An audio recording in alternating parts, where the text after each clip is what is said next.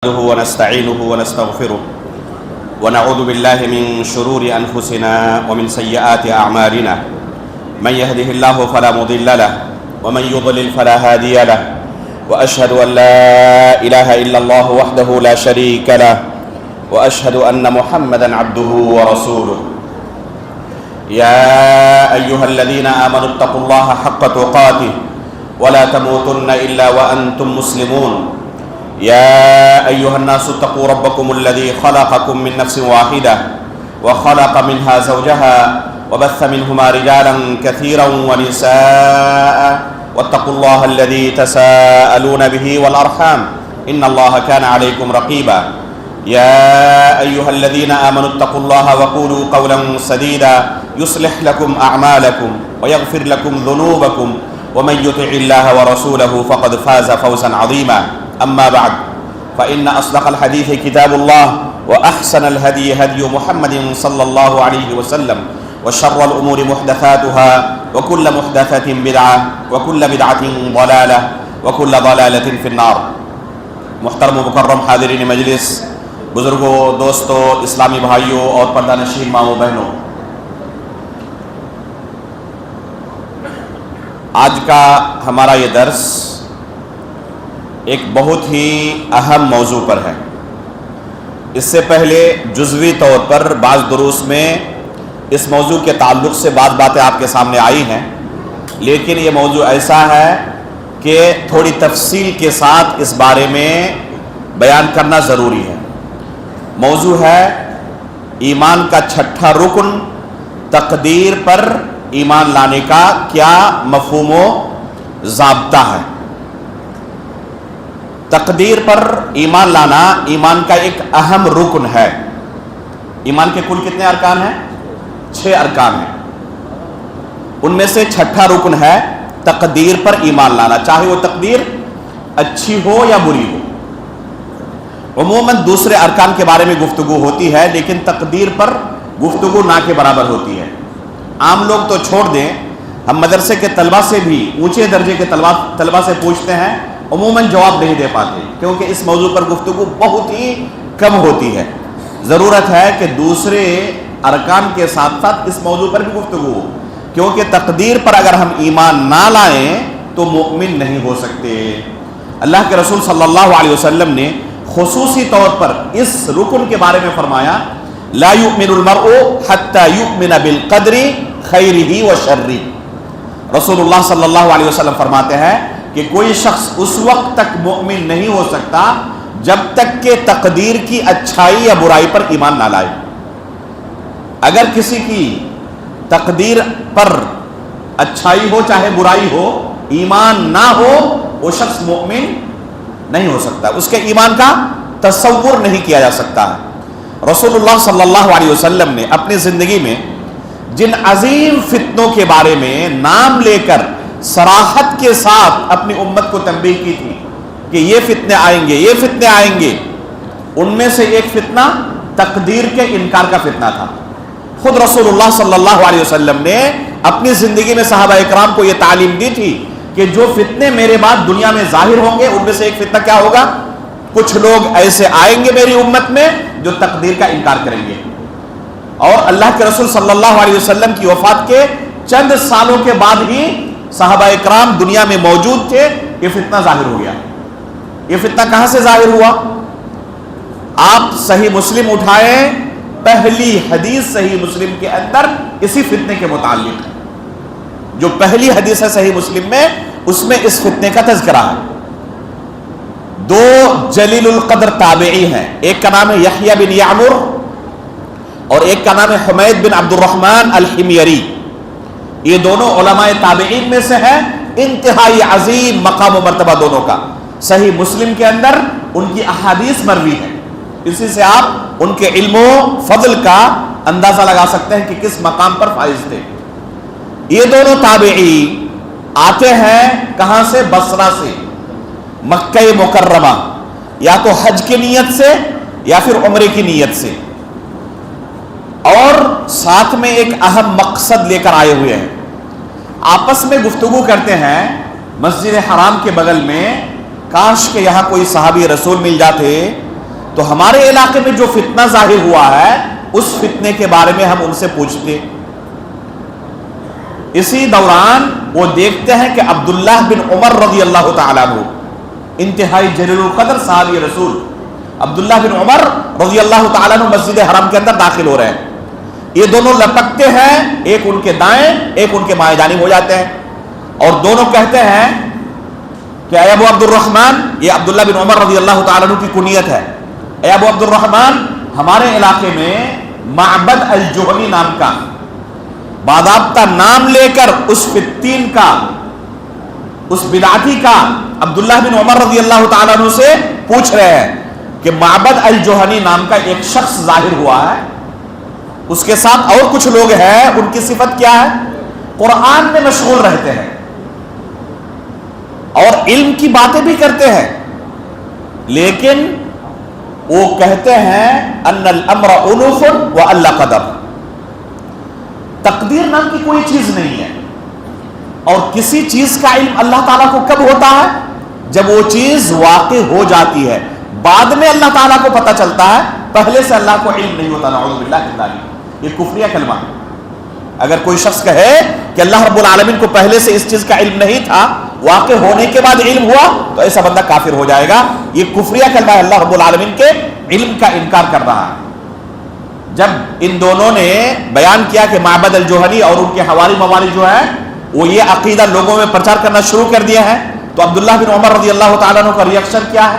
یہ سننے کے بعد اللہ کے رسول صلی اللہ علیہ وسلم نے انہیں تنبیہ کی ہوئی تھی کہ آئیں گے کچھ لوگ جو تقدیر کا انکار کریں گے، اور وہ مرحلہ آ چکا. کیا فرماتے عبداللہ بن عمر رضی اللہ تعالیٰ عنہ؟ ان کے پاس جا کر کہنا کہ میں ان سے بری ہوں، وہ مجھ سے بری ہیں، ان کے ساتھ ہمارا کوئی دینی تعلق نہیں ہے. پتا چلا کہ اہل بدعت کی یہی سزا ہے، ان کے ساتھ کوئی تعلق برقرار نہ رکھا جائے. خود عبداللہ بن عمر رضی اللہ تعالیٰ عنہ کے تعلق سے ابو داؤد کے اندر ایک حدیث آئی ہے، اپنے ایک دوست کو لیٹر لکھ رہے ہیں ملک شام کے اندر. ان کا دوست ایک تھا جن کے ساتھ خط و کتابت پہلے سے جاری تھی، ان کا یہ دوست کہاں رہ رہا تھا؟ ملک شام میں. عبداللہ بن عمر رضی اللہ تعالیٰ عنہ اپنے اس دوست کو لیٹر لکھتے ہوئے کیا کہہ رہے ہیں؟ مجھے تمہارے بارے میں خبر پہنچی ہے کہ تم تقدیر کا انکار کرنے لگے ہو، تقدیر کے بارے میں چیمی گوئی کرنے لگے ہو. دیکھو تمہارے ساتھ تمام تعلقات کو توڑ رہا ہوں، آج سے تمہارے ساتھ میرا کوئی تعلق نہیں رہے گا، آئندہ سے مجھے کبھی کوئی خط مت لکھنا. یہ ایک صحابی رسول کا تعامل ہے ایک بدعتی کے ساتھ. ان کے ساتھ کیا کیا؟ عبداللہ بن عمر رضی اللہ تعالیٰ عنہ ان دونوں کو کیا جواب کہا؟ کیا جواب دیا؟ کہا کہ ان کو جا کر کہہ دینا کہ عبداللہ بن عمر ان سے بری ہے، ان کے ساتھ کوئی تعلق نہیں ہے. اس کے بعد فرمایا کہ ان کو جا کر کہنا اگر وہ اللہ کے راستے میں احد پہاڑ کے برابر سونا خرچ کریں لیکن تقدیر پر ایمان نہ لائیں تو یہ بھی اللہ رب العالمین کے یہاں قابل قبول نہیں ہونے والا، کوئی فائدہ نہیں ملنے والا انہیں. ذرا غور کریں، احد پہاڑ کے برابر سونا خرچ کرنے کا کیا معنی ہے؟ پوری دنیا کی دولت آپ سونے میں کنورٹ کر دیں، گولڈ میں کنورٹ کر دیں، احد پہاڑ کے برابر نہیں ہو سکتی ہے. احد پہاڑ کوئی چھوٹا موٹا پہاڑ نہیں ہے. اگر آپ پوری دنیا بھی اللہ کے راستے میں خرچ کر دیں لیکن تقدیر پر ایمان آپ کا نہیں ہے، نجات مل جائے گی جہنم سے؟ نجات نہیں ملنے والی. تو یہ ایک صحابی رسول کا فتویٰ ہے، صحیح مسلم کے اندر یہ پہلی حدیث ہے، حدیث جبریل کے نام سے مشہور ہے. پھر انہوں نے وہ حدیث سنائی جو اللہ کے رسول صلی اللہ علیہ وسلم نے جبریل امین علیہ الصلوۃ والسلام کے جواب میں کہا تھا. جب پوچھا کہ ایمان کیا ہے تو کہا کہ ایمان کے 6 ارکان ہیں: ان تؤمن باللہ وملائکتہ والیوم الآخر ورسلہ وکتبہ ورسلہ وان تؤمن بالقدر خیرہ وشرہ. اللہ کے رسول صلی اللہ علیہ وسلم نے ایمان کے 6 ارکان کا تذکرہ کیا، جن میں سے 6ٹھے رکن کے طور پر تقدیر پر ایمان لانے کا اللہ کے رسول صلی اللہ علیہ وسلم نے بیان کیا. تو یہ حدیث دلیل ہے کہ اگر کسی کا تقدیر پر ایمان نہیں ہے، تقدیر کا انکار کرتا ہے، تو ایسا شخص کامیاب نہیں ہو سکتا. چاہے دنیا کی ہر نیکی اس کے پاس موجود رہے، اگر تقدیر پر ایمان نہیں ہے تو تمام نیکیاں اس کی رائیگاں چلی جائیں گی. ایک اور صحابی جلیل عبداللہ بن عباس رضی اللہ تعالیٰ عنہ کا قول سنیں. عبداللہ بن عباس رضی اللہ تعالیٰ عنہ کا ایک قول انتہائی مشہور ہے. فرماتے ہیں القدر نظام التوحید فمن وحد اللہ عز وجل وکذب بالقدر کان تکذیبہ للقدر نقضا للتوحید. فرماتے ہیں کہ توحید کا پورا سسٹم تقدیر پر ایمان لانے کے ساتھ جڑا ہوا ہے. توحید کا جو پورا سسٹم ہے وہ کس کے ساتھ مربوط ہے؟ تقدیر پر ایمان لانے کے ساتھ جڑا ہوا ہے. فمن وحد اللہ عز وجل وکذب بالقدر، اگر کوئی اللہ رب العالمین کی توحید کا اقرار کرتا ہے، کلمہ لا الہ الا اللہ پڑھتا ہے، لیکن کہتا ہے میں تقدیر کو نہیں مانتا، وکذب بالقدر کان تکذیبہ للقدر نقضا للتوحید، تو تقدیر کا انکار کرنے کی وجہ سے اس کی توحید بھی صحیح سلامت نہیں رہے گی، اس کی توحید بھی ختم ہو جائے گی. تو توحید کو اگر کوئی شخص صحیح سالم بچانا چاہتا ہے تو تقدیر پر ایمان لانا ضروری ہے. اگر تقدیر پر ایمان نہیں لاتا تو اس کی توحید بھی صحیح سالم نہیں رہے گی. پتہ چلا ہمیں کہ تقدیر پر ایمان لائے بغیر نجات کا تصور نہیں کیا جا سکتا. اب کیسے ہم تقدیر پر ایمان لائیں تاکہ ہمیں نجات مل سکے؟ اس بارے میں بہت سارے علماء کی آپ کو کتابیں مل جائیں گی. سب سے بہترین اگر کسی نے اس مسئلے پر گفتگو کی ہے تو علامہ ابن قیم رحمہ اللہ نے شفاء العلیل کے اندر تقدیر پر ایمان لانے کے کل 4 مراتب ہیں.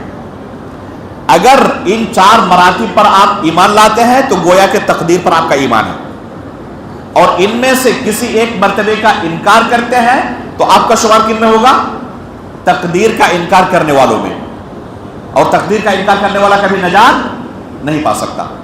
تو اس معاملے کو ہمیں سیکھنے کی ضرورت ہے تاکہ ہمارا شمار کس میں ہو؟ تقدیر پر ایمان لانے والوں میں، انکار کرنے والوں میں نہ ہو. تقدیر پر ایمان لانے کے لیے کوئی 4 مراتب ہیں. پہلا مرتبہ ہے، پہلا رکن ہے اس بات پر ایمان لانا کہ اللہ رب العالمین ہر چیز کا عالم ہے، ہر چیز کا علم رکھتے ہیں، ذرے ذرے کے بارے میں، اجمالی بھی تفصیلی بھی، اجمالی بھی اور تفصیلی بھی. اور یہ مقام و مرتبہ اللہ کے علاوہ کسی کو حاصل نہیں ہے. آپ یہاں پر آئے ہوئے ہیں، آپ کی بھی ایک پلاننگ ہوگی کہ یہاں سے جانے کے بعد آپ کیا کریں گے، آئندہ کل کیا کریں گے، پلاننگ ہے آپ کے پاس. لیکن یہ اس کہتے ہیں اجمالی علم. آپ کے پاس بھی ایک نالج ہے، علم ہے کہ میں کیا کچھ کرنے والا ہوں، کیا کچھ ابھی ہونے والا ہے. لیکن تفصیلی علم کیا کسی کے پاس ہے؟ تفصیلی علم مطلب ابھی آپ نکلے گھر جانے کے لیے، کس سے ملاقات ہوگی کہہ سکتے ہیں؟ ممکن ہے؟ کس راستے پر چل کے جائیں گے، کہاں پر آپ کا قدم گرے گا کہہ سکتے ہیں؟ نہیں کہہ سکتے. بلکہ آئندہ 2 منٹ کے بعد جس پوزیشن میں ابھی بیٹھے ہوئے ہیں کس پوزیشن میں رہیں گے کہہ سکتے ہیں؟ کوئی نہیں کہہ سکتا دنیا کا. جو لوگ دوسروں کا ہاتھ دیکھ کر مستقبل بتاتے ہیں ان سے آپ پوچھ لیجئے کہ آئندہ 5 منٹ کے بعد خود آپ کس پوزیشن میں رہیں گے، میں کس پوزیشن میں رہوں گا، بس اتنا بتا دو. نہیں بتا سکتا وہ. لیکن اللہ رب العالمین کو ہر چیز کا علم ہے. قرآن میں اللہ رب العالمین نے کیا فرمایا؟ وَعِندَهُ مَفَاتِحُ الْغَيْبِ لَا يَعْلَمُهَا إِلَّا هُ وَيَعْلَمُ مَا فِي الْبَرِّ وَالْبَحْرِ. اللہ رب العالمین کے پاس غیب کی کنجیاں ہے، اس کے علاوہ غیب کوئی نہیں جانتا. وَيَعْلَمُ مَا فِي الْبَرِّ وَالْبَحْرِ، جو دریاؤں کے اندر ہے، جو خشکی کے اوپر ہے، ہر چیز کا اللہ رب العالمین علم رکھنے والے ہیں. صرف اس دیوار کے پیچھے کیا کچھ ہے آپ کو علم نہیں ہے، کیا کچھ ہو رہا ہے. جس زمین پر آپ بیٹھے ہوئے ہیں جانتے ہیں اس کے نیچے کیا کچھ رکھا ہوا؟ کیڑے مکوڑے ہیں، سانپ بچھو ہیں، یا کوئی پیٹرول کا خزانہ ہے، سونے کا خزانہ ہے. کوئی جانتا ہے؟ نہیں پتا انسان کو. لیکن اللہ رب العالمین ہر چیز کا علم رکھنے والے ہیں. یہ مقام اللہ کے علاوہ کسی کو حاصل نہیں. آگے کیا کہا اللہ رب العالمین نے؟ وَمَا تَسْقُطُ مِن وَرَقَةٍ إِلَّا يَعْلَمُهَا، اگر کسی درخت سے کوئی پتا بھی گرتا ہے اللہ کو اس کا بھی علم ہوتا ہے. گرنے کا علم تو انسانوں کو، مخلوقات کو چھوڑ ہی دے، پتوں کی تعداد کا علم نہیں ہے کسی کو. ایک درخت کے اندر کہیں کہ کتنے پتے ہیں کہہ سکتا ہے کوئی؟ پورے آپ کے پودوٹور میں کتنے پتے ہوں گے، کتنے درخت ہوں گے نہیں کہہ سکتے آپ. پورے ملک میں کتنے ہوں گے، پوری دنیا میں کتنے ہوں گے، سمندروں کے اندر کتنے درخت ہیں، کہہ سکتا ہے کوئی؟ لیکن اللہ رب العالمین کا علم، اگر کسی درخت سے کوئی پتا بھی گرتا ہے نا، اللہ کو اس کا بھی علم ہوتا ہے۔ تو تفصیلی علم اللہ رب العالمین کو ہے ہر چیز کے بارے میں۔ اگر بندہ اس کا اقرار کرے تو اس کا مطلب کہ تقدیر کا اقرار کرنے والا ہے، اس کا انکار کرے اس کا مطلب کہ تقدیر کا انکار کرنے والا ہے۔ معبد الجوہنی نے اسی رکن کا انکار کیا تھا۔ معبد الجوہنی نے کیا کہا تھا؟ ان الامر انف واللہ قدر۔ اس نے پہلے ہی رکن کا انکار کر دیا تھا۔ کہا تھا کیا؟ کہ کسی چیز کے واقع ہونے کے بعد اللہ کو پتہ چلتا ہے، پہلے سے اللہ کو علم نہیں رہتا۔ تو یہ اللہ رب العالمین کے تقدیر کا انکار ہوا۔ یہ پہلا رکن ہے، اگر بندہ اس پر ایمان لائے تو مانا جائے گا کہ وہ پہلے رکن پر ایمان لا رہا ہے۔ دوسرا رکن کیا ہے؟ دوسرا رکن یہ ہے کہ اللہ رب العالمین نے زمین و آسمان کی پیدائش سے 50,000 سال پہلے لوح محفوظ کے اندر ہر چیز کو لکھ دیا ہے۔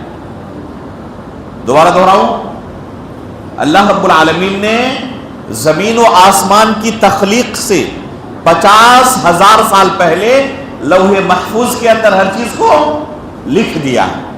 اس کو کہتے ہیں الکتابہ، مرحلۃ الکتابہ۔ جو کچھ لوح محفوظ کے اندر اللہ نے درج کیا ہے، لکھا ہے، کیا وہ اللہ رب العالمین جو کچھ علم رکھتا ہے ہر چیز لکھا ہوا ہے، ہر چیز لکھی ہوئی ہے؟ نہیں، بلکہ ان میں سے بعض چیز اللہ رب العالمین نے لکھی ہے۔ اللہ رب العالمین کا علم اتنا وسیع ہے کہ جو چیز نہیں ہو سکتی، اگر ہوتی تو کیسے ہوتی، اس کا بھی اللہ کو علم ہے۔ سمجھا؟ جو چیز ہونے والی ہے، جو چیز ہو چکی ہے، ان چیزوں کا تو علم ہے ہی اللہ رب العالمین کو۔ جو چیز نہیں ہو سکتی، اگر ہوتی تو کیسے ہوتی، اس کا بھی اللہ رب العالمین کو علم ہے۔ اور یہ چیزیں لوح محفوظ کے اندر لکھی ہوئی نہیں ہے۔ ایک مثال قرآن سے لے، کیا اللہ رب العالمین کے علاوہ اور کوئی دوسرا رب ہو سکتا ہے؟ اللہ ہو سکتا ہے؟ نہیں ہو سکتا، یہ محال ہے۔ قرآن میں اللہ رب العالمین نے کیا فرمایا؟ لو کان فیہما آلہۃ الا اللہ لفسدتا۔ اگر اللہ کے علاوہ کوئی دوسرا الہہ ہوتا تو کیا نتیجہ ہوتا؟ دونوں فساد مچاتے ہیں۔ یہ چیز نہیں ہونے والی، اگر ہوتی تو کیسے ہوتی، اس کا کیا نتیجہ ہوتا؟ اللہ کو اس کا بھی علم ہے۔ تو جو چیزیں نہیں ہو سکتی اگر ہوتی، اللہ رب العالمین کو اس کا بھی علم ہے۔ یہ ہمارا ایمان ہونا چاہیے۔ دوسرے مرحلے میں کتابہ ہے کہ اللہ رب العالمین نے لکھ دیا ہے۔ کتابت کے کل 5 مراحل ہیں۔ تقدیر پر ایمان لانے کا دوسرا مرحلہ کیا ہے؟ اللہ رب العالمین نے ہماری تقدیر کو، جو کچھ ہونے والا ہے قیامت تک، سب کچھ لوح محفوظ کے اندر لکھ دیا ہے۔ اس کتابت کے کل 5 مراحل ہیں۔ یہ پہلا مرحلہ ہے کہ ہم ایمان لائیں کہ اللہ رب العالمین نے ازل کے اندر ہماری تقدیر کو لکھ دیا ہے۔ قرآن کریم میں اللہ رب العالمین نے فرمایا وَكُلَّ شَيْءٍ أَحْصَيْنَاهُ فِي إِمَامٍ مُبِينٍ۔ دوسرا مرحلہ ہے کتابت کا کہ جب اللہ رب العالمین نے بنی آدم سے عہد و پیمان لیا تھا، جس کا تذکرہ قرآن میں اللہ رب العالمین نے کیا، وَإِذْ أَخَذَ رَبُّكَ مِن بَنِي آدَمَ مِن ظُهُورِهِمْ ذُرِّيَّتَهُمْ وَأَشْهَدَهُمْ عَلَىٰ أَنفُسِهِمْ أَلَسْتُ بِرَبِّكُمْ قَالُوا بَلَىٰ۔ ہم میں سے ہر شخص اس مرحلے سے گزر چکا ہے۔ اللہ رب العالمین نے آدم علیہ السلام کی پشت سے جتنی بھی ذریت قیامت تک آنے والی ہے سب کو نکالنے کے بعد ان سے عہد و پیمان لیا تھا۔ الست بربکم، کیا میں تمہارا رب نہیں ہوں؟ سب نے اقرار کرتے ہوئے کیا کہا تھا؟ کہ تو ہمارا رب ہے۔ یہ ہے تقدیر کا، کتابت تقدیر کا دوسرا مرحلہ۔ تیسرا مرحلہ یہ ہے، آج کی رات لیلۃ القدر ہونے کا امکان ہے، کل 5 راتوں میں سے ایک رات آج بھی ہے، یہ بھی ایک مرحلے میں شامل ہے۔ لیکن اس کے بعد کے مرحلے میں چوتھا مرحلہ ہے عمر، پوری عمر کے اندر ایک بندہ کیا کچھ کرنے والا ہے۔ ماں کے پیٹ میں جب وہ ہوتا ہے تو اللہ رب العالمین ایک فرشتے کو بھیجتے ہیں. اللہ کے رسول صلی اللہ علیہ وسلم نے اسے ایک حدیث میں بیان فرمایا, یجمع خلقه فی بطن امہ 40 یوما نطفہ ثم یکون علاقۃ مثل ذلک ثم یکون مضغۃ مثل ذلک ثم یرسل الیہ الملک فینفخ فیہ الروح ثم یرسل الیہ الملک فیؤمر باربع کلمات بکتب رزقہ واجلہ وعملہ وشقی او سعید. یہ کتابت تقدیر کا تیسرا مرحلہ ہے. تقدیر اس وقت بھی لکھی جا رہی ہے. اللہ رب العالمین اسے حکم دیتے ہیں فرشتے کو, 4 چیز لکھ دو اس کی تقدیر میں. کیا کیا؟ رزق کے بارے میں, اس کے اجل کے بارے میں, اور اس کے عمل کے بارے میں, اور وہ شقی ہوگا یا سعید ہوگا, نیک بخت ہوگا یا بدبخت ہوگا. یہ کب لکھا گیا ہے؟ ماں کے پیٹ کے اندر جب بچہ ہوتا ہے اسی وقت یہ لکھ دیا گیا ہے. یہ تقدیر کے لکھنے کا تیسرا مرحلہ ہے. چوتھا مرحلہ ہے کہ ہر سال, پورے سال میں کیا کچھ ہونے والا ہے وہ لیلۃ القدر کے اندر وہ لکھا جاتا ہے. یہ ہے تقدیر حولی, سالانہ تقدیر. اور جو ماں کے پیٹ میں لکھا گیا اس کو کیا کہتے ہیں؟ تقدیر عمری, پورے عمر کے اندر جو کچھ کرنے والا ہے وہ لکھا گیا ہے. اور ایک ہے آخری تقدیر یومی. قرآن کریم میں اللہ رب العالمین نے فرمایا کل یوم ہوا فی الشأن, ہر روز کی تقدیر ہر روز لکھی جاتی ہے. تو یہ کل 5 مرحلے ہیں کتابت تقدیر کے. اللہ رب العالمین پہلے سے جانتے ہیں کہ کیا کچھ بندہ کرنے والا ہے, اور باضابطہ وہ لکھا ہوا ہے. فرشتے ہر ایک کے ساتھ موجود ہیں, اس کے نامہ اعمال کو تیار کر رہے ہیں, لکھ رہے ہیں. ما یلفظ من قول الا لدیہ رقیب عتید, جو کچھ اس کی زبان سے نکلتا ہے رقیب و عتید کیا ہے؟ ہمیشہ نوٹ کر رہے ہیں. ہر چیز نامہ اعمال کے اندر بندہ دیکھے گا. جو اعمال دل سے تعلق رکھتے ہیں وہ کیسے نوٹ ہوں گے؟ بہت سارے اعمال تو ایسا ہے نا جن کا تعلق کس سے ہے؟ دل سے ہے. جیسے مومن سے محبت کرنا, اللہ سے محبت کرنا, اور اللہ کے دشمنوں سے نفرت کرنا, یہ نیک عمل ہے یا نہیں؟ کوئی اگر صحابہ کرام سے بغض رکھے یہ گناہ ہے یا نہیں؟ اس کا تعلق تو دل سے ہے. کیسے فرشتوں کو پتا چلے گا, کیسے نوٹ کریں گے؟ قرآن میں اللہ رب العالمین نے جواب دیا ہے. قرآن میں اللہ رب العالمین نے جواب دیا ہے کہ فرشتے لوح محفوظ سے نوٹ کرتے ہیں, لوح محفوظ سے لوٹ کرتے ہیں. اس لیے غلطی کا امکان ہے ہی نہیں. جو کچھ بندے نے پوری زندگی میں کیا نامہ اعمال کے طور پر وہ قیامت کے دن اپنے سامنے پائے گا.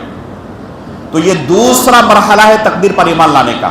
کیا کہ سب کچھ پہلے سے لکھ دیا گیا ہے. تیسرا مرحلہ ہے تقدیر پر ایمان لانے کا کہ ہر چیز اللہ رب العالمین کے ارادے اور مشیت سے ہوتی ہے, چاہے وہ چیز اچھی ہو چاہے وہ چیز بری ہو. دنیا کے اندر جو بھی چیز ہوتی ہے چاہے وہ اچھی ہو یا بری ہو, اس میں اللہ رب العالمین کا ارادہ اور اس کی مشیت ضرور شامل رہتی ہے. ساتھ میں بندے کا ارادہ رہتا ہے یا نہیں رہتا؟ بندے کا بھی ارادہ رہتا ہے. اللہ رب العالمین نے فری ول دی ہے, پوری آزادی دی ہے, کسی کو مجبور نہیں کیا ہے, کسی کو مجبور نہیں کیا ہے. دونوں راستہ دکھا دیا. لمن شاء منکم ان یستقیم, جو چاہے استقامت کا راستہ اختیار کرے. فمن شاء فلیؤمن ومن شاء فلیکفر, جو چاہے ایمان لائے جو چاہے کفر کرے. اللہ رب العالمین نے کسی کو مجبور نہیں کیا, اور یہ ہر شخص محسوس کرتا ہے کہ میں عمل کرنے کے لیے مجبور نہیں ہوں. اللہ رب العالمین نے مکمل مجھے آزادی دی ہے عمل کرنے کے لیے. کبھی کسی کو لگا کہ میں ایک علمی درس میں بیٹھنے کے لیے آ رہا تھا, لیکن کسی غیبی طاقت نے مجبور کر کے مجھے کسی شراب کے اڈے میں پہنچا دیا؟ کبھی کسی کو لگا؟ یا کبھی کوئی گناہ کرنے جا رہا تھا لیکن کسی غیبی طاقت نے اسے مسجد پہنچا دیا عبادت کرنے کے لیے؟ ایسا نہیں ہوتا. اللہ تعالیٰ نے آزادی دی ہوئی ہے. یہی اہل سنت والجماعت کا عقیدہ ہے کہ اللہ رب العالمین نے انسان کو پوری آزادی دی ہے. انسان کا بھی ارادہ ہے, لیکن انسان کا یہ ارادہ اللہ رب العالمین کے ارادے کے ساتھ جڑا ہوا ہے, اللہ کے ارادے کے ماتحت ہے. وما تشاءون الا ان یشاء اللہ رب العالمین. یہ ہمارا عقیدہ ہے کہ جو کچھ ہم چاہتے ہیں وہ اللہ رب العالمین کی مشیت کے تحت ہوتا ہے. گمراہ فرقے جو پیدا ہوئے انہوں نے اس رکن کا انکار کیا. دو الگ الگ گمراہی کے شکار ہوئی ہیں، دو الگ الگ انتہا پر. ایک انتہا پر ایک گمراہ فرقہ پیدا ہوا جس کا نام ہے قدریہ، اور ایک دوسرا گمراہ فرقہ پیدا ہوا جس کا نام ہے جبریہ. یہ دونوں گمراہی کی دو انتہا پر ہیں.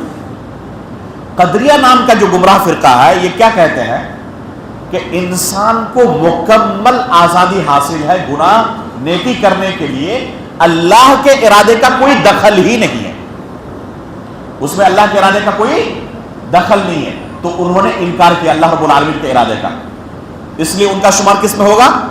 تقدیر کا انکار کرنے والوں میں. قدریہ کیا ہے؟ تقدیر کے منکر ہیں، کیونکہ وہ اللہ رب العالمین کے ارادے کو تسلیم نہیں کرتے. اور قرآن میں بے شمار آیتیں ہیں جن میں اللہ رب العالمین کے ارادے کا تذکرہ ہے. فعال لما یرید، اللہ رب العالمین جو کچھ چاہتا ہے کرتا ہے. تو اللہ کے ارادے کا کوئی انکار کرے تو ایسا شخص تقدیر کا کیا ہے؟ منکر ہے، اور کبھی نجات نہیں پا سکتا. تو قدریہ نام کا فرقہ کیا کہتا ہے کہ بندے کا ہی مکمل ارادہ ہوتا ہے، اللہ کے ارادے کا کوئی عمل دخل اس میں نہیں ہوتا. دوسری انتہا پر ایک دوسرا گمراہ فرقہ ہے، کیا نام ہے اس کا؟ اس کا نام ہے جبریہ. یہ کیا کہتا ہے؟ یہ فرقہ کہتا ہے کہ انسان مجبور ہے، چاہے وہ نیکی کرے چاہے گناہ کرے. ایک بندہ نماز پڑھ رہا ہے، مجبور ہو کر نماز پڑھا ہے، وہ اس کے برخلاف کر ہی نہیں سکتا تھا. لاکھ کوشش کر لے کہ نماز نہیں پڑھوں گا نہیں کر سکتا تھا، مجبور ہو کر پڑھا ہے. جب مجبور ہو کر پڑھا ہے تو اس کی کوئی تعریف ہونی چاہیے. اسی طرح ایک بندے نے زنا کیا، کہہ رہے کہ مجبور ہو کر زنا کیا ہے. اس نے کیا کیا ہے؟ مجبور ہو کر زنا کیا ہے، اپنی طرف سے کچھ نہیں کیا ہے. تو اس صورت میں کیا اس پر کوئی سزا ہونی چاہیے اگر مجبور ہو کر کیا ہے؟ تو قدریہ جبریہ کے اس عقیدے کو تسلیم کر لیا جائے تو پھر شریعت پوری معطل ہو کر رہ جائے گی. شریعت کا پھر کوئی کام نہیں ہے، شریعت کی کوئی ضرورت نہیں ہے. یہ چیز گناہ ہے، یہ چیز نیکی ہے، بیان کرنے کی کیا ضرورت ہے؟ انسان تو مجبور ہے. آپ کے نزدیک آپ مانتے ہیں کہ انسان مجبور ہے، چاہے نیکی کا کام کرے چاہے گناہ کا کام کرے. دونوں صورت میں جب مجبور ہے تو پھر شریعت کی کوئی ضرورت باقی رہتی ہے؟ کوئی ضرورت ہی باقی نہیں رہتی ہے. یہ بیان کرنے سے فائدہ کیا کہ یہ گناہ کا کام ہے، یہ نیکی کا کام ہے، تو مجبور ہو کر کرے گا، چاہے گناہ کرے چاہے نیکی کرے. آپ کے نزدیک یہ اتنا باطل قول ہے کہ اس سے شریعت ہی پوری معطل ہو کر رہ جائے گی. اور یہ اتنا باطل قول ہے کہ اس کے بطلان کو ایک عام عقل مند آسانی کے ساتھ پہچان سکتا ہے، الا کہ جس کے دل میں اللہ تعالیٰ نے مہر لگا دیا. جب انسان گمراہ کے دہانے پر پہنچتا ہے نا تو ایک دم واضح اور کلیئر چیزوں کا بھی انکار کر دیتا ہے. جیسے کہ یہ مسئلہ ہے، ہر کوئی محسوس کر سکتا ہے کہ میں عمل کرنے کے لیے آزاد ہوں، مجھے کسی نے مجبور کر کے کوئی عمل نہیں کرایا. بلکہ جہاں پر انسان مجبور ہو جاتا ہے نا وہاں پر شریعت اس سے گناہ کو کیا کر دیتی ہے؟ ختم کر دیتی ہے. اگر کوئی شخص مجبور ہو کر کوئی گناہ کرے تو کیا اللہ رب العالمین کے یہاں اس کا مواخذہ ہوگا؟ اس کا مواخذہ نہیں ہوگا. اگر کوئی آپ کے سامنے بندوق تان دے اور کہے کہ یہ گناہ کا کام کرو، شراب پیو ورنہ تمہیں میں قتل کر ڈالوں گا، آپ نے بندوق کے ڈر سے جان بچانے کے لیے شراب پی لیا، تو کیا اللہ رب العالمین کے پاس آپ پکڑے جائیں گے؟ نہیں پکڑے جائیں گے، کیونکہ مجبور ہو کر آپ نے یہ کام کیا. مجبور اگر ہو کر کوئی طلاق بھی اپنی بیوی کو دے دے تو طلاق واقع نہیں ہوتی ہے. مجبوری کی صورت میں شریعت کا کوئی حکم نافذ ہی نہیں ہوتا. اور یہ کہنا چاہتے ہیں کہ انسان ہر عمل میں مجبور ہے، تو ظاہر سی بات ہے کہ ایک باطل قول ہے. اہل سنت والجماعت کا عقیدہ ان دو گمراہیوں سے محفوظ ہے. وہ کیا عقیدہ رکھتے ہیں کہ اللہ رب العالمین کے ارادے اور مشیت سے ہی ہر چیز ہوتی ہے، لیکن انسان کا بھی ارادہ اس میں شامل ہوتا ہے. انسان کو اللہ تعالیٰ نے مجبور نہیں کیا ہے. یہ ہے تیسرا رکن تقدیر پر ایمان لانے کا. چوتھا اور آخری رکن کیا ہے کہ اللہ رب العالمین ہر چیز کا خالق ہے، چاہے وہ چیز اچھی ہو چاہے وہ چیز بری ہو. دیکھیں جو چیز بری ہے وہ نسبی طور پر بری ہے. اللہ رب العالمین نے اپنی مخلوقات میں سے شر محض کے طور پر کوئی چیز ایک دم بالکل شر محض ہو ایسی چیز پیدا نہیں کی، یعنی اس میں سراپا شر ہی ہو، خیر کا کوئی پہلو نہ ہو. اللہ کی مخلوقات میں ایسی کوئی چیز نہیں ہے. یہاں تک کہ ابلیس کو بھی اللہ رب العالمین نے پیدا کیا، شرک اور کفر کو پیدا کیا. اس میں کیا یہ شر محض ہے، سراپا شر ہے؟ نہیں، اس میں خیر کا پہلو ہے کہ اس کے ذریعے اللہ رب العالمین لوگوں کا امتحان لیتا ہے کہ وہ ابلیس کی اطاعت کرتا ہے یا اللہ رب العالمین کی اطاعت کرتا ہے، شریعت کی اتباع کرتا ہے۔ تو اگر ابلیس نہ ہوتا، شر کا وجود نہ ہوتا، تو امتحان کیسے لیا جاتا کہ یہ شخص شر سے بچا ہوا ہے، تب نہ اللہ کے پاس اس کا اجر ملے گا، مقام و مرتبہ ملے گا۔ تو شر بھی محض شر نہیں ہے۔ یہ جو کہا جاتا ہے کہ تقدیر کی اچھائی اور برائی پر تؤمن بالقدر خیرہ و شرہ، یہ مخلوق کے اعتبار سے ہے، اللہ رب العالمین کے اعتبار سے نہیں ہے۔ یہ کس کے اعتبار سے ہے؟ مخلوق کے اعتبار سے ہے۔ اس کے دوسرے لفظوں میں کہتے ہیں الشر فی مفعولات اللہ عز وجل ولیس فی فعلہ، اللہ کے فعل میں، اللہ کے عمل میں کوئی چیز شر نہیں ہے، مفعول میں، مخلوق میں نسبی جزئی شر ہو سکتا ہے۔ جو چیز آپ کے لیے شر ہے ہو سکتا ہے اس کے لیے، دوسرے کے لیے خیر ہو۔ مثال کے طور پر، بس سمجھانے کے لیے مثال ہے، ایک شخص بیمار پڑ گیا، کیا اس کے لیے خیر ہے؟ شر ہے، واضح طور پر اس کے لیے کیا ہے؟ یہ شر ہے، لیکن ڈاکٹر کے لیے خیر ہے، ڈاکٹر کے پاس جائے گا اور اس کی روزی روٹی اس سے چلے گی۔ شر محض ہوا ہے، صرف شر نہیں ہوا، کسی کے لیے شر تو کسی کے لیے کیا ہے؟ وہ خیر ہے۔ تو اس لیے شر اللہ رب العالمین کی طرف اس کی نسبت کرنے سے منع کیوں کیا گیا ہے؟ کیونکہ اللہ رب العالمین کی طرف شر کی نسبت کرنا اللہ کے ساتھ بے ادبی ہے۔ اللہ کے رسول صلی اللہ علیہ وسلم کیا کہتے تھے؟ وَالشَّرُّ لَيْسَ إِلَيْكَ، وَالشَّرُّ لَيْسَ إِلَيْكَ، شر کی نسبت اللہ کی طرف اللہ کے رسول نہیں کر رہے ہیں۔ کس لیے؟ کیا اس کا معنی یہ ہے کہ شر کا خالق اللہ نہیں ہے؟ نہیں، شر کا بھی خالق اللہ ہی ہے۔ گمراہ فرقے کچھ پیدا ہوئے جنہوں نے کہنا شروع کیا کہ خیر کا خالق الگ ہے، شر کا خالق الگ ہے۔ اس طریقے سے کل کتنے خالق ہو جائیں گے؟ بے شمار۔ اور یہ شرک ہے اللہ رب العالمین کی ربوبیت میں۔ خالق فقط کتنے ہیں؟ اللہ رب العالمین ہے تن تنہا، اس کے علاوہ کوئی خالق نہیں ہے۔ اس لیے ہم جو عمل کرتے ہیں اس کے بارے میں ہمارا عقیدہ کیا ہونا چاہیے؟ ہم بھی اللہ کی مخلوق اور ہمارے اعمال بھی اللہ کی مخلوق ہیں۔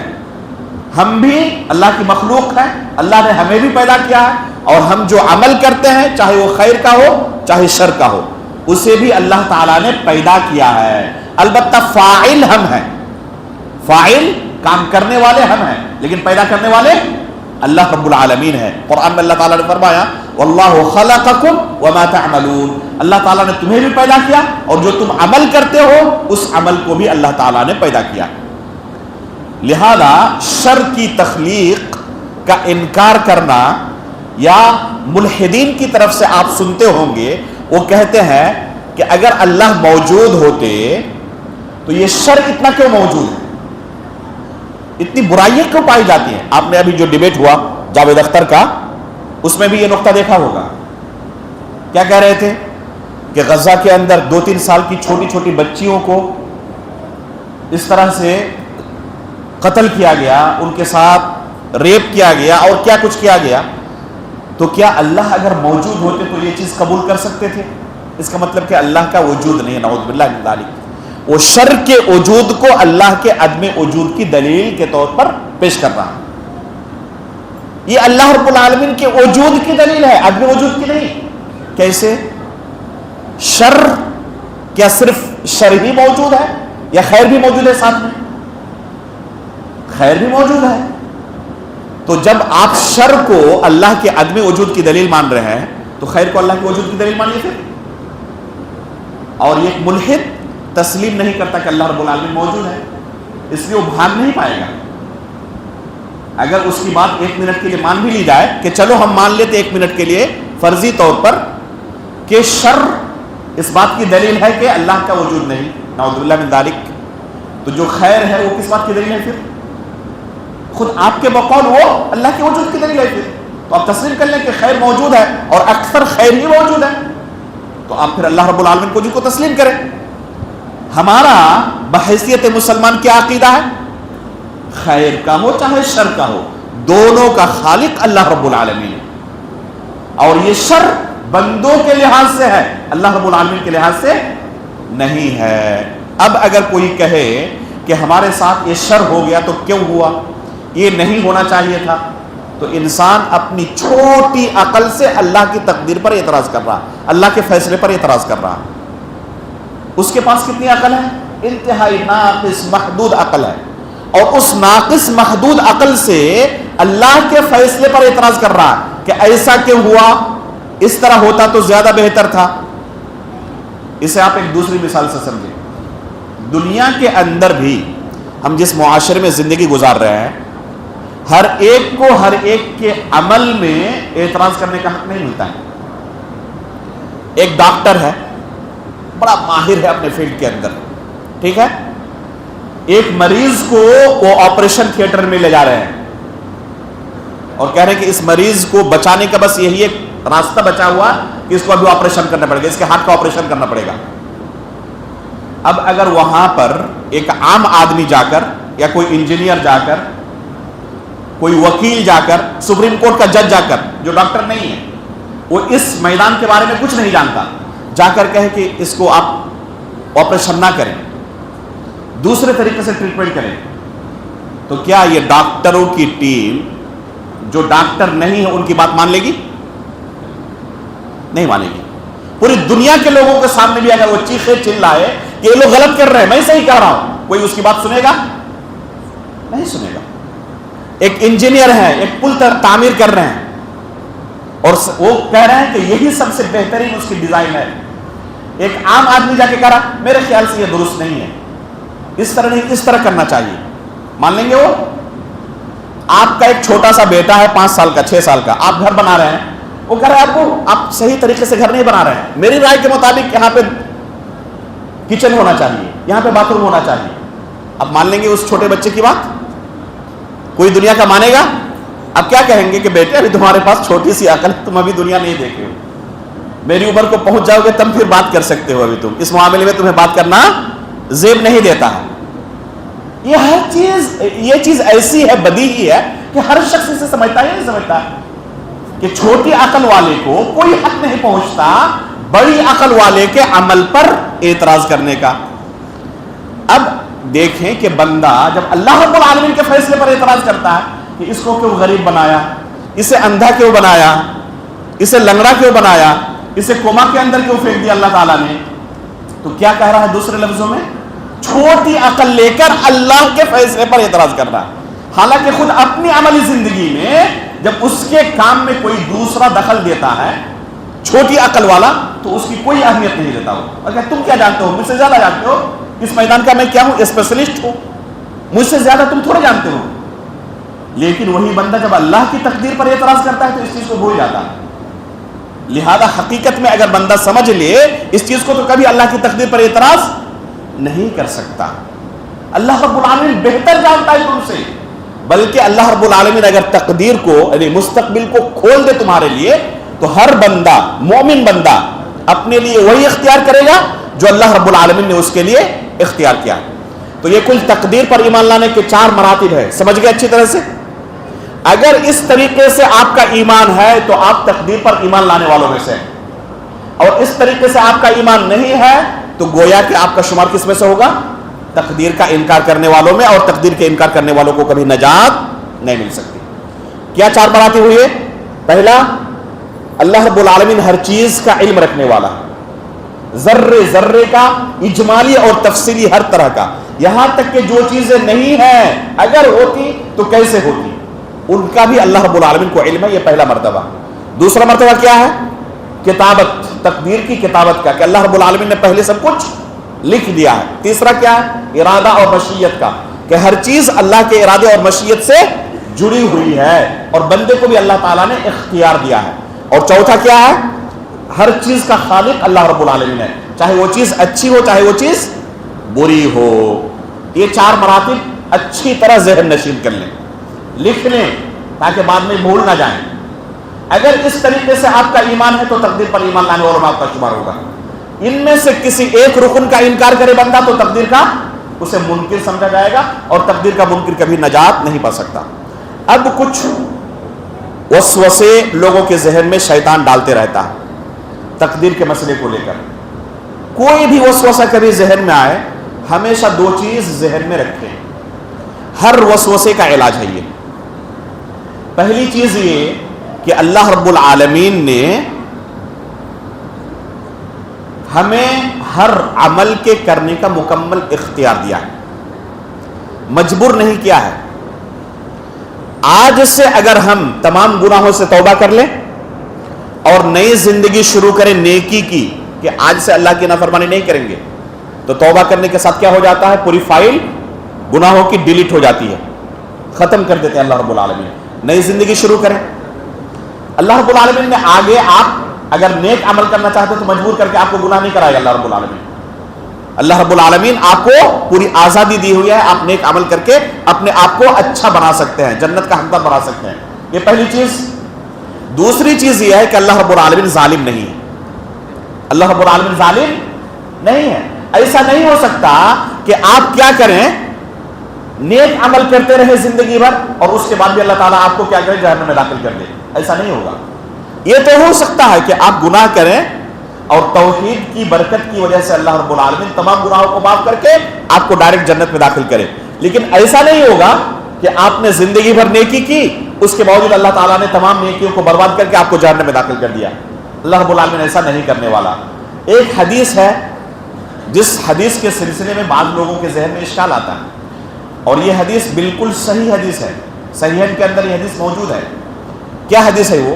اللہ کے رسول صلی اللہ علیہ وسلم جو ابھی حدیث آپ کے سامنے پڑھی نا، یجمع خلقہ فی بطن امہ 40 یوما نطفہ، جو 4 چیزوں کے لکھنے کے بارے میں ماں کے پیٹ میں آیا ہے، اسی حدیث میں آگے ہے کہ وَإِنَّ أَحَدَكُمْ لَيَعْمَلُ بِعَمَلِ أَهْلِ الْجَنَّةِ حَتَّى مَا يَكُونُ بَيْنَهُ وَبَيْنَهَا إِلَّا ذِرَاعٌ فَيَسْبِقُ عَلَيْهِ الْكِتَابُ فَيَعْمَلُ بِعَمَلِ أَهْلِ النَّارِ فَيَدْخُلُهَا۔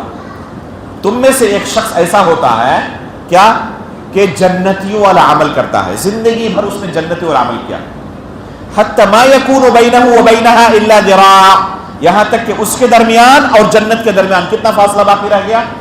صرف 1 گز کا۔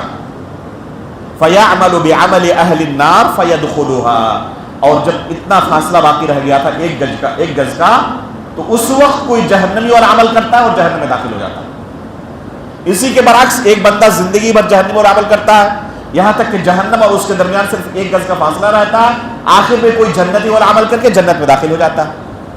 یہ حدیث صحیح کے اندر ہے۔ بعض لوگوں کو اس طرح کی اور بھی آپ کو کچھ حدیثیں مل جائیں گی صحیح بخاری اور صحیح مسلم کے اندر۔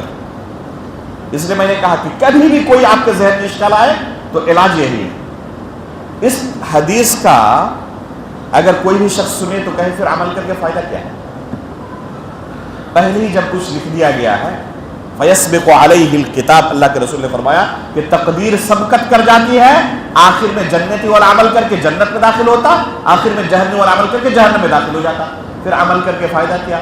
آخر میں جو تقدیر میں ہوگا عمل کر لیں گے، جنت یا جہنم چلے جائیں گے، اپنے ہاتھ میں تو ہے ہی نہیں۔ یہ بندہ سمجھ کے کیا کرتا ہے؟ مایوس ہو جاتا ہے اللہ کی ذات سے، بلکہ بدظن ہو جاتا ہے اللہ کی ذات سے، مایوس نہیں ہوتا کہ عمل کر کے کوئی فائدہ نہیں ہے۔ اگر تقدیر میں لکھا ہے جنت جانا تو جنت جائیں گے ہی، جہنم جانا لکھا ہے تو کوئی چیز بچا ہی نہیں سکتی، جہنم تو جانا ہی ہے۔ کیا معاملہ ایسا ہی ہے؟ میرے بھائیو، معاملہ ایسا نہیں ہے۔ اس حدیث کا معنی یہ ہے کہ اس حدیث کے اندر جس شخص کا تذکرہ کیا گیا ہے، یہ شخص دراصل منافق تھا۔ اس نے لوگوں کو بیوقوف بنایا اپنی پوری زندگی کہ میں تمہاری طرح ایک مسلمان ہوں، مؤمن ہوں۔ لوگوں کو بظاہر لگ رہا تھا کہ یہ جنتیوں والا عمل کر رہا ہے، حقیقت میں اس نے زندگی میں کبھی ایک دن بھی جنت والا عمل کیا نہیں تھا، کیونکہ اللہ پر ایمان ہی نہیں تھا۔ لوگوں کو بیوقوف بنا رہا تھا کہ میں مؤمن ہوں، حالانکہ تھا کیا؟ وہ اصل میں منافق تھا، ایمان لایا ہی نہیں تھا، کلمے کا اقرار دل سے کیا ہی نہیں تھا، زندگی بھر منافقت کی زندگی گزاری، لوگوں کو مؤمنین کو بیوقوف بنایا۔ آخر میں وفات سے پہلے اللہ تعالیٰ اس کا راز فاش کر دیتا ہے، اس کے چہرے سے نقاب کو اتار دیتا ہے، اور آخر میں جہنمی والا عمل کر کے جہنم میں پہنچ جاتا ہے۔ تو اس کے ساتھ کوئی ناانصافی ہوئی؟ اس نے زندگی بھر جہنم والا عمل کیا تھا، لوگوں کو لگ رہا تھا۔ یہی حدیث دوسری روایت میں دوسرے الفاظ کے ساتھ آئی ہوئے، جس میں کیا لفظ ہے؟ فیما یبدو للناس، لوگوں کو لگ رہا تھا کہ جنتی والا عمل کر رہا ہے، لیکن حقیقت میں اس نے جنتی والا عمل کبھی کیا نہیں تھا، اس لیے اسے لوگوں کو دیکھ کر لگا کہ جنتی ہے، آخر میں جہنمی والا عمل کیا، جہنم پہنچ گیا۔ معاملہ یہ ہے کہ زندگی بھر پہلے دن سے آخر تک جہنمی والا عمل نہیں کیا تھا، اس نے لوگوں کو صرف بیوقوف بنا رہا تھا، آخر میں بس اللہ تعالیٰ نے پردہ ہٹا دیا، نقاب اتار دیا، لوگوں کو پتہ چل گیا کہ جہنمی ہے۔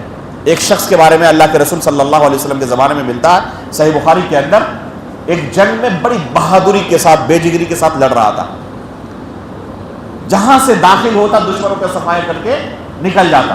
ایک صحابی نے کہا کہ اس نے آج جو اسلام کی خدمت کی ہے کسی نے نہیں کی ہے، اس نے جو آج اسلام کی خدمت کی ہے کسی نے ایسی خدمت نہیں کی ہے۔ تو اللہ کے رسول نے فرمایا اما انہ من اہل النار، اس کے باوجود بندہ جہنمی ہے۔ بڑا تعجب ہوا صحابہ کرام کو کہ سب سے زیادہ اسلام کی خدمت کرنے والا یہی بندہ ہم سمجھ رہے تھے اور وہی جہنمی، آخر کیا وجہ ہے؟ کہتے ہیں کہ اس کے پیچھے لگ گیا کہ دیکھو اس کا انجام کیا ہوتا۔ اسی جنگ میں اس کی وفات ہوئی۔ کیسے؟ دشمنوں کی طرف سے ایک وار آئی، زخمی ہو گیا، برداشت نہیں کر سکا، اپنی تلوار زمین پر رکھی اور نوک کو سینے پر رکھا، اپنے آپ کو تلوار پر گرا لیا، دوسری طرف سے تلوار نکل گئی، خودکشی کی موت مرا وہ۔ یہ صحابی دوڑے ہوئے اللہ کے رسول کے پاس آیا اور کہا کہ اللہ کے رسول صلی اللہ علیہ وسلم میں مسلمان ہونا چاہتا ہوں۔ میں جیسے مسلمان تھے، اللہ کے رسول نے پوچھا کیا ہوا؟ تو پھر یہ پوری تفصیل بیان کی جس کے بارے میں اللہ کے رسول آپ نے کہا تھا کہ جہنمی ہے، خودکشی کی موت مرا اس نے، خودکشی کی موت اس نے اختیار کی۔ تو پتہ چلا کہ یہ بندہ پہلے ہی سے منافق تھا، مسلمان تھا ہی نہیں۔ آخر میں اللہ رب العالمین نے کیا کیا؟ اس کے چہرے سے نقاب کو اتار دیا اور لوگوں کو پتہ چل گیا کہ یہ اصل میں تھا کیا۔ تو ایسا نہیں ہوگا کہ آپ زندگی بھر جنتی والا عمل کریں اور اس کے باوجود بھی تقدیر کی وجہ سے جہنم آپ کو جانا پڑے۔ اگر کوئی بندہ جنتی والا عمل کرے گا تو اللہ رب العالمین اس کا خاتمہ بالخیر کریں گے۔ کوئی حقیقت میں منافق ہوگا تو پھر اس کا خاتمہ بالشر ہو سکتا۔ لہذا انسان کو کس پر توجہ دینی چاہیے؟ عمل کرنے پر۔ جو گناہ سرزد ہو چکی آج ہی توبہ کریں اور ایک نئی زندگی کی شروعات کریں، اور یقین رکھیں کہ اگر آپ نے نیک عمل کیا، کوشش میں لگے رہے، تو اللہ تعالیٰ نے وعدہ کیا ہے وَالَّذِينَ جَاهَدُوا فِينَا لَنَهْدِيَنَّهُمْ سُبُلَنَا، جو لوگ کوشش کرتے ہیں ان کے لیے ہم راستہ آسان کر دیتے ہیں۔ اور اللہ رب العالمین ظلم نہیں کرنے والا ہے، جو عمل آپ آگے کریں گے نیک، اس کا بدلہ انشاءاللہ جنت کی صورت میں ملنے والا ہے۔ ایک اشکال لوگوں کے ذہن میں شیطان ڈالتے رہتا ہے کہ جب ہر چیز لکھی ہوئی ہے اور ہر چیز اللہ کے ارادے سے ہوتی ہے، یعنی ایک زانی زنا کرتا ہے، ایک شرابی شراب پیتا ہے، تو اس میں بھی اللہ کا ارادہ کیا ہے؟ شامل ہے۔ ہم نے یہی کہا ایک گمراہ فرقوں کا عقیدہ ہے کہ اللہ کا ارادہ اس میں شامل نہیں ہوتا، قدریہ کا عقیدہ ہے، ہمارا عقیدہ نہیں ہے۔ ہمارا عقیدہ ہے کہ اللہ کا ارادہ اس میں بھی شامل ہوتا ہے۔ اب اگر کوئی شخص ذہن میں شیطان کسی کے لیے وسوسہ ڈال سکتا ہے، کہے کہ جب اللہ کے ارادے سے ہی میں نے گناہ کیا تو اس پر سزا کیوں مجھے ملے گی؟ کیا اشکال ہے ذہن میں کہ اگر اللہ کے ارادے سے ہی میں نے گناہ کیا تو اس پر پھر سزا کیوں؟ یہ ایسا باطل اشکال ہے، ایسی باطل دلیل ہے کہ کوئی بھی عقل مند اس دلیل کو دنیا کا صحیح نہیں ٹھہرا سکتا۔ شریعت کی نگاہ میں تو باطل ہے ہی، عقل مند لوگوں کی نگاہ میں بھی یہ دلیل انتہائی بودھی دلیل، باطل دلیل ہے۔ بلکہ دنیا کا ہمیں کوئی ایسا عقل مند نہیں مل سکتا جو اس دلیل کو اپنی عملی زندگی کے اندر قبول کر لے۔ کیا اس نے دلیل دی؟ اللہ کی تقدیر کو، ارادے کو اس نے دلیل بنایا اپنے گناہ پر، کہ جب اللہ کا ارادہ شامل تھا اس گناہ کے کرنے میں تو سزا کیوں مجھے ملے گی؟ ٹھیک ہے، 1 منٹ کے لیے تمہاری یہ دلیل قبول کر لیتے ہیں۔ کوئی تمہارا بچہ چھین لے اور قتل کر دے اور یہی دلیل جج کے سامنے پیش کرے، قبول کر لو گے تم؟ جج صاحب پوچھے تم نے اس کے بیٹے کو کیوں مارا؟ تو وہ کہے کہ اللہ رب العالمین کا ارادہ تھا اس میں، اور جب اللہ کا ارادہ شامل تھا تو مجھے سزا نہیں ملنی چاہیے۔ آپ کہیں گے ہاں بات تو تمہاری صحیح ہے، تم کو سزا نہیں ملنی چاہیے، قبول کر لیں گے؟ دنیا کا کوئی قبول کرے گا؟ خود اپنی عملی زندگی میں جب آپ اس دلیل کو قبول نہیں کر رہے ہیں، کوئی دوسرا آپ کے خلاف اسی دلیل کو دے، آپ کو نقصان پہنچا کر کہ میری تقدیر میں لکھا تھا آپ کو نقصان پہنچانا، اس لیے میں نے پہنچایا، اس لیے مجھے سزا نہیں ملنی چاہیے. آپ اس دلیل کو قبول نہیں کر رہے ہیں کہ نہیں تمہیں سزا ضرور ملنی چاہیے، میں تو تمہیں عدالت میں ضرور گھسیٹوں گا اور تم کو پھانسی کی سزا دلاؤں گا. کیوں آپ قبول نہیں کر رہے ہیں؟ جب بندہ کہہ رہا ہے کہ اللہ کی تقدیر میں نے لکھ دیا تھا اس لیے میں نے گناہ کیا، تو آپ اس کو معاف کر دیں کہ چلو تمہاری تقدیر میں لکھا تھا تم نے گناہ کیا اس لیے تمہیں سزا نہیں ملنی چاہیے. آپ اسے قبول نہیں کر رہے. دنیا کی کسی ملک میں چلے جائیں آپ، وہاں پہ پولیس ہے، پرشاسن ہے، کورٹ ہے، عدالت ہے، کچہری ہے. کس لیے؟ تاکہ جو لوگ گناہ کرتے ہیں ان کو سزا دی جائے. اس لیے نا تاکہ جو لوگ گناہ کر رہے ہیں ان کو سزا دی جائے. اس لیے اتنی بڑی حکومت، پوری کیا کہتے ہیں پورا سسٹم بنایا ہوا اور لاکھوں کروڑوں خرچ کرتی ہے ہر حکومت تاکہ ظالموں کو سزا ملے. تو خود آپ کی عقل کہتی ہے کہ ایک ظالم کو سزا ملنی چاہیے، وہ یہ دلیل پیش کرے کہ میری تقدیر میں لکھا تھا اس لیے مجھے سزا نہیں ملنی چاہیے، اس کی دلیل تسلیم نہیں کی جائے گی. اس لیے آپ نے عدالت بنائی ہوئی ہے، آپ نے پولیس، پرشاسن اور کورٹ کچہری کا نظام اپنے ملک میں رائج کیا ہوا ہے. تو یہی دلیل آپ اللہ کے خلاف پیش کرنا چاہتے ہیں کہ مجھے جہنم کی سزا نہیں ملنی چاہیے اس لیے کہ میری تقدیر میں لکھا ہوا تھا. اسی دلیل کو تم قبول نہیں کر پائے اپنی عملی زندگی میں. تو اب کس منہ سے وہی دلیل اللہ کے خلاف دے رہے ہو؟ جب تم کسی کا بچہ مار دیتے ہو تو وہ تسلیم نہیں کرتا کہ تمہاری تقدیر میں لکھا تھا اس لیے تمہیں سزا نہیں ملنی چاہیے، تو تم اللہ رب العالمین کے خلاف شرک کر رہے ہو، جھوٹ بول رہے ہو، غیبت کر رہے ہو، جن چیزوں کو اللہ نے حرام کیا ان کا ارتکاب کر رہے ہو. اور پہلے سے تمہیں پتا تھا کہ اس کی سزا اللہ نے یہ بیان کی ہے، یہ کروں گا تو اس کی سزا یہ ہے، اور اس کے باوجود تم وہی جرم کرو اور کہو کہ میری تقدیر میں لکھا تھا. چلے گا یہ؟ ایک بندہ ٹرین میں سفر کر رہا ہے، پہلے سے بار بار اناؤنسنگ ہو رہی ہے کہ بغیر ٹکٹ کے کوئی سفر نہ کرے، پکڑا جائے گا تو 10 سال کے لیے جیل. اس کے باوجود آپ جا کے چڑھ گئے ٹرین میں، پکڑ لی ٹی اور آپ کو جیل کے اندر ڈال دی. اب آپ کہیں کہ میری تقدیر میں لکھا تھا اس لیے میں نے چڑھا، مجھے سزا نہیں ہونی چاہیے، مان لیں گے وہ؟ آپ کو پہلے سے خبر دی گئی، آپ جانتے تھے کہ اس عمل کی سزا یہ ہے، پھر بھی آپ نے کیوں ارتکاب کیا؟ پوری دنیا میں چیخے چلائیں، کوئی آپ کی بات کا سپورٹ کرے گا؟ کوئی ایک بندہ عقل مند نہیں ملے گا جو آپ کا سپورٹ کرے. اب یہی دلیل اللہ کے خلاف آپ دینا چاہتے ہیں؟ ظاہر سی بات ہے کہ یہ دلیل کوئی عقلی دلیل نہیں ہے. اس لیے کفار مکہ دنیا میں کیا کہتے تھے؟ لو شاء اللہ ما اشرکنا. دیکھیں اللہ نے ہماری تقدیر میں لکھا تھا شرک کرنا اس لیے ہم نے شرک کیا. اللہ تعالیٰ نہ لکھتا ہماری تقدیر میں تو ہم شرک نہیں کرتے. وہ تقدیر کو حجت بناتے تھے دنیا میں، ہماری تقدیر میں لکھا تھا اس لیے ہم نے کیا. یہ جب جہنم میں پہنچ جائیں گے قیامت کے دن اور ان سے پوچھا جائے گا جہنم کیوں پہنچ گئے، تو اس دن نہیں کہیں گے تقدیر میں لکھا ہوا تھا اس لیے پہنچ گئے. کہو اب اسی طرح جیسے دنیا میں کہتے تھے نا، اب کہو کہ تقدیر میں لکھا تھا اس لیے پہنچ گئے. اس وقت ہوش ٹھکانے آ جائیں گے. اس وقت کہیں گے کیا ما سلککم فی سقر، جہنم کیوں پہنچ گئے؟ تو کہیں گے کیا لم نک من المصلین، نماز نہیں پڑھتے تھے اس لیے جہنم آ گیا. اس وقت نہیں کہیں گے تقدیر میں لکھا تھا اس لیے ہم جہنم آ گئے. اس وقت ہوش ٹھکانے آ جائیں گے. لو کننا نسمع او نعقل ما کننا فی اصحاب السعیر، کاش کہ دنیا میں انبیاء کی بات سن لیے ہوتے تو آج جہنم نہیں آنا پڑتا. پتا چلا کہ تقدیر کو گناہ پر حجت بنانا یہ کس کی چال ہے؟ شیطانی چال. ایک مومن یا ایک عقل مند کبھی بھی تقدیر کو گناہ کے لیے حجت نہیں بنا سکتا. البتہ تقدیر کو ایک معاملے میں حجت بنائی جا سکتی ہے. وہ کس معاملے میں؟ اگر انسان اپنی طرف سے کوشش کرے کسی چیز کو حاصل کرنے کی، اس کے باوجود اسے وہ چیز حاصل نہیں ہوئی، اب صبر کے لیے اور تسلی کے لیے اگر کوئی بندہ کہے کہ اللہ نے میری تقدیر میں لکھا تھا میں اس پر صبر کر رہا ہوں، تو یہ چیز اچھی ہے. مثال کے طور پر ایک لڑکا اسٹوڈنٹ ہے، وہ کامیاب ہونے کے لیے جی توڑ محنت کر رہا ہے، روزانہ کلاس اٹینڈ کر رہا ہے، محنت کیا پھر بھی فیل ہو گیا.